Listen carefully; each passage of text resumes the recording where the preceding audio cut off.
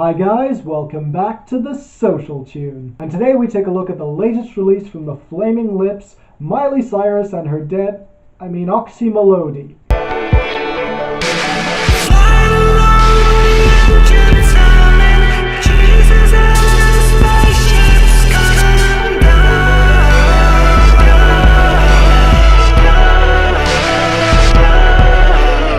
Yeah, sorry about that little slip-up, but you've got to admit, that project has definitely had an impact on both parties involved, Miley Cyrus and the Flaming Lips alike.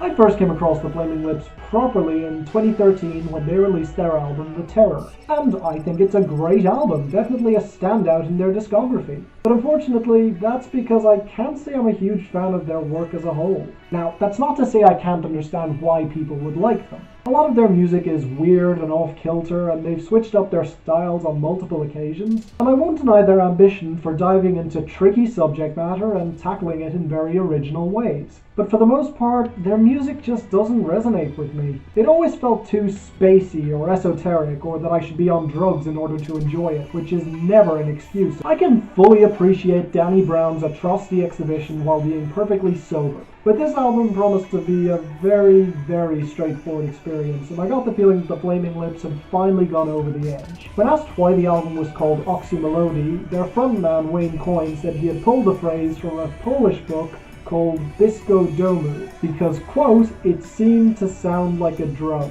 And really everything seemed half-assed about this project going into it, including the fact that they had recruited Miley Cyrus for the closing track, We A Family. So, because I still have some respect for this band, I decided to review the album, but with a definite sense of dread going into it. What I got is actually pretty tough to evaluate, because while this is possibly their most drug-addled album to date, with practically no energy across any of it, but sticking to a very samey mood, I found myself enjoying this album more than I expected. I don't love it, and I can't say that any of the songs are anything close to fantastic, but the mood and atmosphere on this album are so dense that I found myself getting lost in it, despite being perfectly sober, I swear. And the main reason for that is the production.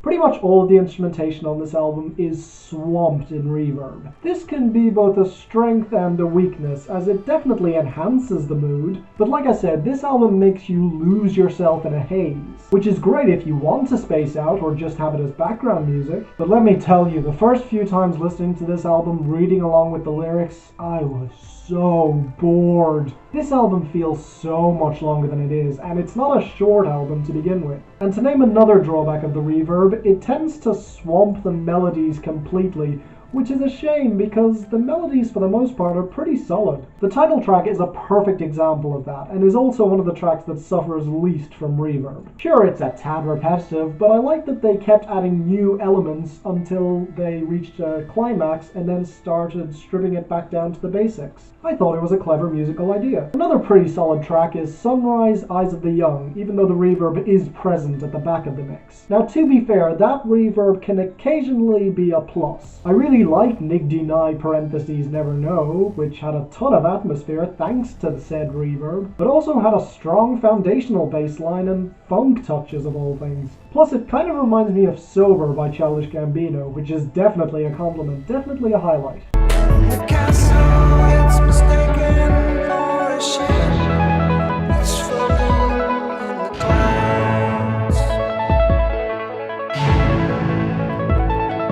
Speaking of more organic instrumentation, I definitely dug the guitar and tapping percussion on Galaxy I Sync. And on the topic of percussion, the overlaying beats on One Night While Hunting for Fairies and Wizards and Witches to Kill were definitely compelling, as was the crescendo on that song, which builds and builds before cutting out into bells, whistles, and some kind of wind instrument to lead into the next song, Do Glowy. Then you have How, which is one of the busiest tracks on this album and goes into so many strange directions, some of which pay off, some of which don't, and is definitely definitely a bit too long, which is another drawback to a lot of these songs and why this album tends to drag out if you're paying too much attention to it. The songs are usually way too long and samey all the way through. The strangest track on this album is Listening to Frogs with Demon Eyes, which is spacey but with very clear guitars which have a growl to them, which I certainly appreciated, and it even samples frog noises, a nice touch there. Also, the tracks on the back half of this album, like Almost Home, Bisco Domu, do pick up a bit of tempo, which gives these tracks a bit more of a rhythm, which makes them easier to sit through, even if they are still too long. And I'll say it, after a few listens, I actually quite like We a Family with Miley Cyrus, even if the chorus is swamped in way too much reverb again. But enough about all of that, let's move on to our performers.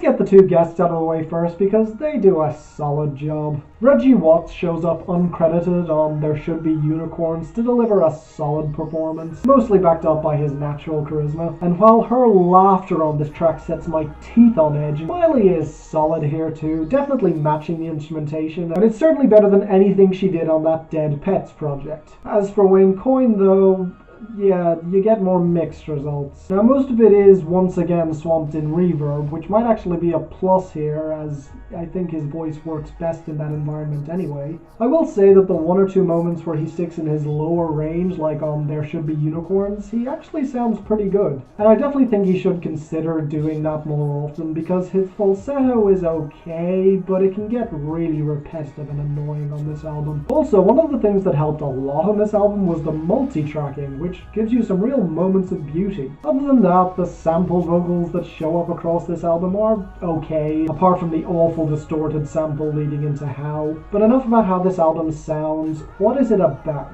Oh, son, I see you happy.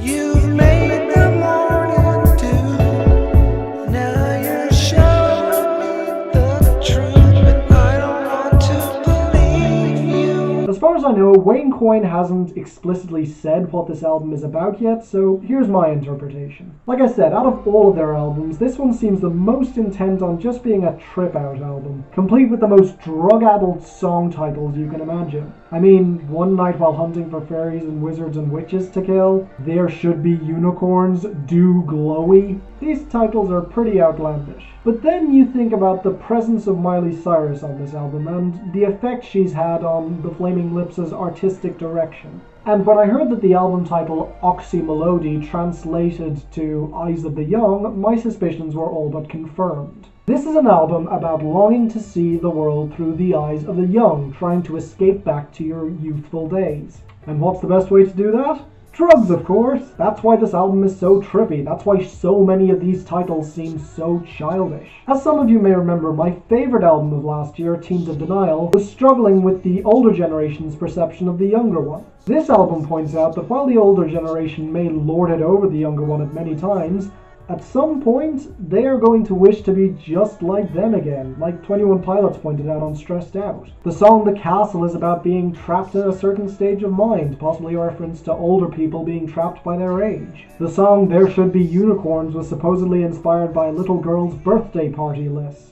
And the final track, We a Family, is a unison of the two generations, Miley Cyrus and Wayne Coyne doing drugs together, bridging that gap between the two generations. So to sum up, while I opened up this review with a comparison to Miley Cyrus and her Dead Pets, this album is certainly better than that train wreck. It's definitely not their best album, and it's certainly not their most ambitious, but I like it a fair bit. But if I'm being perfectly honest with myself, I can't give this more than a light 6 out of 10. It's definitely passable, and if you're a fan of doing drugs and LSD, well, I don't condone that kind of behavior, but you'll probably love this. And as for the rest of you, if you're curious, check it out, but otherwise I wouldn't really bother. So, thank you all for watching. If there are any more albums coming out in the next month or so, please post them in the comments so I can listen to them and possibly review them. Please subscribe so you don't miss a thing. And until the next time, I'm Finn, and this is The Social Tunes, signing off.